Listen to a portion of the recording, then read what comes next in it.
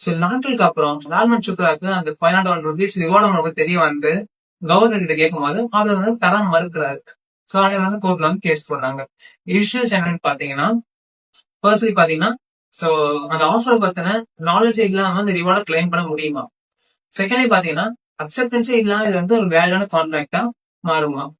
So இந்த ரெண்டு issue இருக்கு. ஜட்ஜ்மெண்ட் பாத்தீங்கன்னா கவர்மெண்ட்டுக்கு வந்து ஃபேவரா தான் வருது.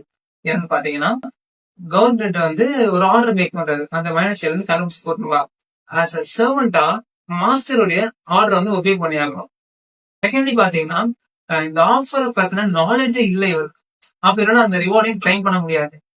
ஸோ தேர்ட்லி பாத்தீங்கன்னா வந்து ஒரு கான்ட்ராக்ட் வந்து மேக் பண்ணனா அந்த ப்ரொபோசல் இருக்குன்னா அதை வந்து நம்ம அக்செப்ட் பண்ணாதான் அது ஒரு ப்ராமிஸா வரணும். செக்ஷன் 2(b) வந்து பார்த்திருப்போம். ஸோ இது வந்து ஒரு வேல்யூன கான்ட்ராக்ட் வாய்ட்னு சொல்றாங்க. அண்ட் தென் லால்மன் சுக்லா வந்து அந்த ₹501 வந்து கிளைம் பண்ண முடியாது because of the lack of knowledge of ஆஃபர்னு சொல்றாங்க. தேங்க்யூ.